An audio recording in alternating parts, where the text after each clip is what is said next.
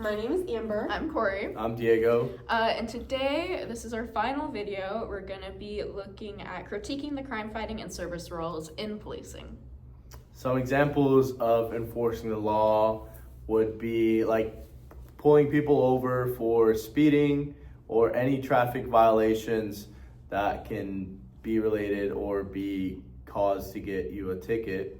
And serving the community would be kind of like a deterrent. And like if you see crime, like if you see something, say something kind of, and being able to like gain community trust. So whenever crimes or any other things happen, they say something and aren't just hiding them away. I agree with that. And like also like I feel like a lot, especially now today's day and age, it's so important to have that trust within our community, because like now it's like a lot of it's like, you know, people are scared to say something to the police, to law enforcement, because everything is happening. So a lot of things are happening within communities that are not getting out, and I feel like one good Samaritan if one good Samaritan would just tell the cops, you know, this is happening, and Absolutely. it would help gain more trust from like the rest of the community as well, because like the law enforcement officer would go and help figure out a solution for that problem.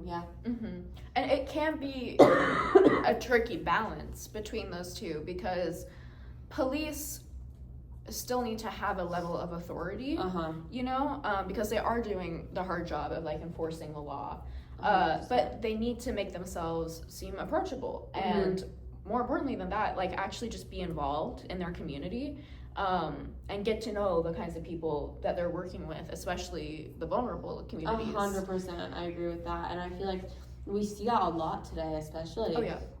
And you know, especially like with like homelessness and whatnot, and they're scared of the cops because you generally they're scared what they're gonna do to them. And I feel like, you know, if the police department did something to gain their trust, like put out like had a day where, you know, they have these vans where homeless people can take like showers, like portable showers, and they could have portable showers and food for them and supplies and whatnot to gain that trust from them. I think that would very much benefit our community. Yeah.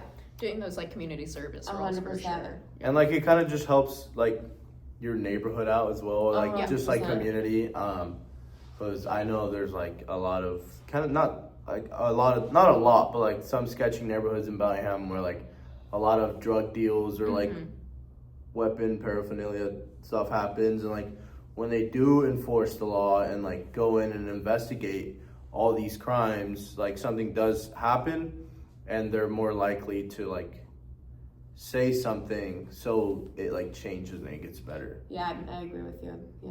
Yeah, and I kind of think I'm really drawn to the podcast that we listened to this quarter for looking at like the balance between 100%. community policing and enforcing the law. Like I wonder how Shelley's case could have gone if the police were more involved in their community, 100%. if people felt like they wouldn't get targeted, you know, just like a lot of the language that they use, that we heard in the interviews and interrogations, all that stuff. I think that, and just tying that to the West Memphis 3, like I still can't get over how like similar those, not really similar, but like in the way that it was so badly investigated, like it kind of is shocking to see how like of a poor job they did.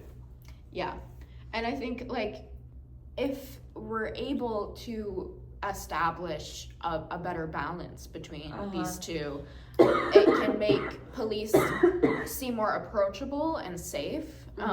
You know, it's very against our instinct to just tell a stranger the scary things that are happening in our lives. 100%. And I feel like in Shelley's case as well, like you mentioned, I feel like you kind of also have to look at like Fred was like one of them. And so there's already that trust built there, and I feel like people were at the, you know, department and the detectives, because they were friends with him, were scared to erode that trust. And so like kind of having that balance, not just with like, you know, like that could relate like to the community as well, having that like that line where if either one of the community members crosses it, or if one of the police officers crossing it, that someone will go and say something. Yeah. And I never honestly thought about like community policing and like how important it was to like 100%. actually this course. Like, Yeah. and it's kind of shocking. Like, still feels like it because it's like such an important role with like law enforcement and like the community in general. Yeah.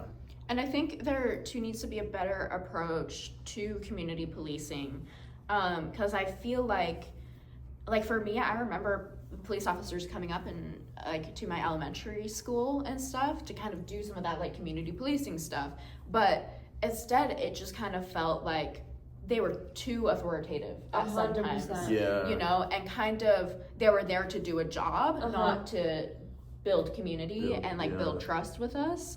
And I think it would have been really helpful if instead of just having these police kind of like looming around in the cafeteria, they were actually like doing activities with us. Like coloring activities and whatnot. And I also think they should like drop their weapons off at like the front of the line or something. You know, because like that adds so much more to the authority. Yeah. And there is like, you know, of course, an authoritative role that they do need to take. 100%. Yeah. But there's but like also having that line of like when do I need to be authoritative and when do I need to just be a member of my community? Yeah, exactly. Yeah, exactly.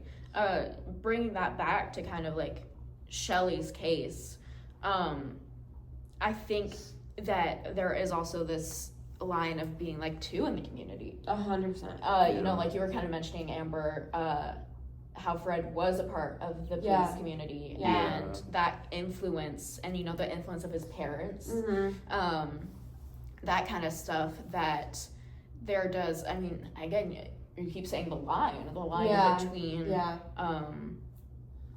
policing and building a community and then actually enforcing the law. You know, I think something that's important is not looking at maybe specific officers.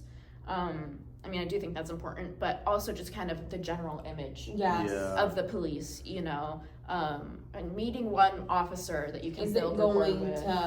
Also, like, continue. Go ahead. It's like making rapport with one officer doesn't mean you've made rapport with everyone. Exactly. Yeah. Yeah. And I feel like that department definitely screwed that case up, and I feel like they definitely knew something that. They 100% do know something. But, yeah. I think they're all like has something to do with the murder. Yeah. They covered it up. Yeah. And thinking about like the justice that we may have been able to see if maybe there was better community trust and people willing to come out and speak about what happened, because there's no way nobody saw what happened, especially if it was like in front of a truck stop, you know. Like that kind of just, it doesn't feel right that nobody saw it. Exactly, that's what I was saying. And we see that unfortunately in a lot of neighborhoods that are vulnerable to being victims of like acts of police brutality or you know, a misuse of justice. So I think too, just like helping build some rapport in those communities, 100%. Especially. I live in subsidized housing, and so we probably get more phone calls to police than your average apartment complex, just because living in poverty brings issues with the law. And 100%. there's always this sense when a police officer comes into the building of like, oh, that's a threat. Like everybody keep quiet, that's someone approaching on our space. And there's this weird vibe of like the them and the us. Really, because that's so interesting you bring that up, because I live on a farm. I live on 5 acres of land, and we had a situation where we had to call the cops, and it was very like we invited them onto our land, you know. And so that's so interesting that you look at it that way, and I think that's because like we don't call like you said, like, you know, there's so many more phone calls going, and so there's not that many phone calls going from where I live. You know, there's like 5 houses, and we're all separated, because it's all farms, right?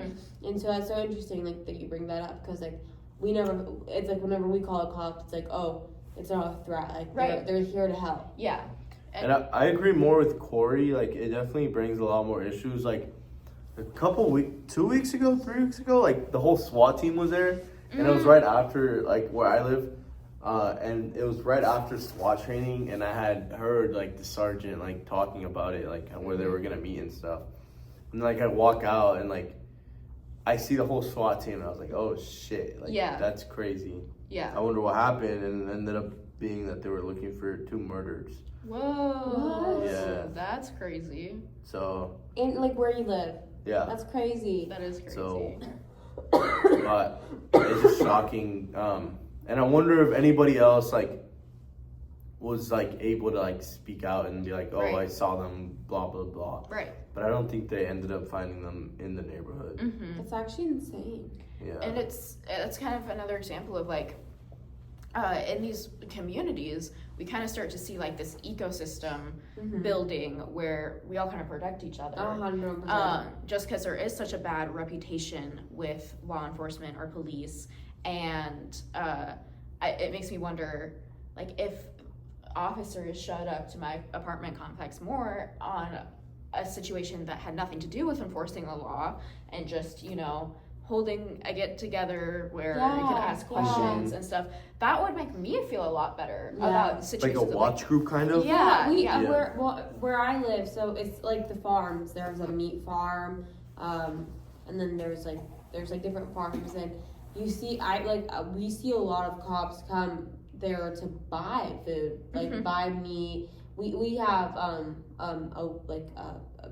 berry farm, and so in the summer a lot of cops come and buy. They come like we like have a little stand, and they come and buy berries and whatnot because we grow really nice berries. And down the street they'll go buy like meat and whatnot. And so you know then they come. When they come there, it's like, you know, as a community member, right? And so you can like have a conversation with them and whatnot. Yeah.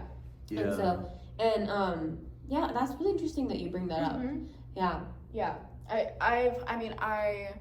I think it's one of the struggles of living in an apartment complex is you hear so much more from your neighbors, and I've like heard domestic situations happening and being like, oh, this isn't a good situation, but I'm worried to call the police because what if it gets them in trouble in some other way? 100%. What, you know, and like, how do I know that the police are going to treat them kindly and with respect? And or how do they get in escalated? though? Like, because like some apartment complexes, you need like a code or like a key card, right? Our apartment complex requires having a fob to get in. So what happens is in emergency situations, there's like a little key box that police and firefighters and EMS have access to get in. But then there's also, you can give them your number and they can call you and you can come let them in. But then that brings on a whole other issue of, I've had to call the police before and I've been like, but can I remain anonymous? Like I don't want who I'm calling the police on to know because they know where I live. Like these are my neighbors, so how can we make this? It's so close in distance too. Yeah. Rather than like a house, like it's like if you call if you call the cops when you're a neighbor, it's like you don't have that fear that like my neighbor isn't going to do anything. Right. It's not like a door down. Right. It's like, you know, your house, land, and so And how different would that feel of you know, not being seen as like the rat or whatever, if we were all able to build a better perception of law enforcement and 100%. You know, stuff like that, of just being able to like work together as a community. But it's just like people want, like a lot of people say like, oh, we want the community to like work together and whatnot, and it's like you genuinely have to put in that time and effort. And it's also like the law enforcement as well needs to put in time. It's very like two-sided, right? Yeah, and like an example I can give of that is like kind of like Granite Falls area, like Mount Baker area. Like there's like officers that stay there. And like some people from that community came down to the internship, the Citizen Academy, and they still felt like they weren't really too connected with them. But like when the officers came, they made it seem like they were very like connected with the community there. Like they'd always go to Baker High, and like because I think the middle school and the elementary school are like the same, right? Yeah, and they saw the kids and stuff, but it was some older gentleman, but that still felt like he wasn't very But then, like, connected I understand why, because it's like you're connecting with the younger people, not the Right. older. Yeah. It's not like old people are in like high school, right? It's like Yeah. 14 to 18-year-olds. And Yeah. So another example I can think about is I was watching Body Cam last night. And that's just I love to watch that. Yeah. And it was from Maple Falls, and their neighbor had been like just shooting this gun into the I sky. watched this. Yeah. And the two cops got shot, Mhm. but the neighborhood like watch group had guns as well. So they quite literally had him on like gunpoint, like Yeah. the person that shot the officers, and two other like good Samaritans like helped these officers until like Mhm. people came and helped Yeah. them. But Jeez. yeah, like that things like this helps build, like, obviously not saying like, oh, you know, You gotta get shot Yeah. for Yeah. the community Yeah, to trust but, them, like- but yeah. but like, you know, that seeing stuff like this really makes you want, Mhm. like, makes you think like, oh, like the community and the law enforcement department actually care about each other. Yeah, and I think something that's really prevalent in that case is that both sides showed up for one another. Yes, Yeah. yes, You know, like yeah. the police. I mean, I'm assuming someone had to call Yeah, the officers, yeah. and they actually showed up, and Yeah. they got there, and they were trying to handle the situation. And when things went south, the community helped back. 100%. And that's just like, But I feel like the part of the reason why that happened was though because those officers stay there, so they didn't have to wait too Mhm. long for them to show up. You know? yeah, Because then, like, if you call like here now and like you gotta wait, like, oh, Mhm. we'll send our next officer And that's as like fast as 45 possible, and you don't know minutes, when yeah. that is, right? yeah, So like I feel like that could be like a way of not like trusting absolutely. trusting law enforcement and like Mhm. not building a connection with them, you know? Mhm. So also I could understand from like kind of both sides after Yeah. taking like that academy. Yeah, and there are so many levels of barriers that come between communities and law 100%. enforcement that can just make it so hard to like get along with one another. You know, there's like age differences, race differences, gender differences, all these things that can make it so hard to connect. 100%. And there's nothing, I mean, I always hated that feeling when police showed up to like my school for community policing stuff, and they just kind of had that like hello fellow kids vibe. And like they like kind of just Yeah. like stood there like this, and you're like, yeah, and you're like, well, like, what is that? That's not doing anything. no, yeah, like you need to. It's hard. These barriers are hard to get past and actually 100%. build a relationship with your community, but it's really important to like be actively involved yeah. if you want to see actual progress being made. 100%. Yeah, and you know, like how, like, also if you like think about like how can the department balance both things, like, you know, community policing, but also dealing with these barriers, but then also enforcing the law, right? Right. Because like doing all those three things at once is just so tough, and like there's gonna be situations where you definitely like upset your community because Yeah. you had to draw your weapon during a time that you didn't want to draw your weapon, but it just had to be done. Yeah. Right. Yeah. And so like the small things like that, I feel like it really truly can like help make the community, but it can also like help destroy the community because like the community's not gonna know. At the end of the day, community doesn't know how the law enforcement officer has to do their job, right? Yeah. And only the law enforcement officers and like know that like I had to take these actions because my life was the threat, right? And so like when do you know when you can balance those? And Yeah. it's so hard to explain in the moment. Sorry. When the situation is tense and emotions are elevated. You know, I think that's something that I've really taken away when watching like the body cam videos. Is people being like, "Why am I being arrested? You know, why did you do that?" And it's like it's so hard to explain because the situation is just so tense and people don't want to listen. And you just kind of like you forget when you're under like high pressure, Yeah, right? absolutely. But I feel like it's also hard to understand like from like a officer standpoint. You know what I mean? Yeah. Like obviously you're not gonna understand yourself even when you're getting arrested, but like having to comprehend everything, like, is kind of crazy as an 100%. officer. Yeah. Which I think is why having these community policing opportunities where, you know, they're actually interacting with one another and they can answer questions. It also allows them to have opportunities to reflect. Yeah, and also understanding when to draw that line. Right? Absolutely. Yeah. And finding a good balance between the law enforcement and community policing. Yep. Well, I mean, that's it. That's all. That's our final. Is that it, Chucky? Wow.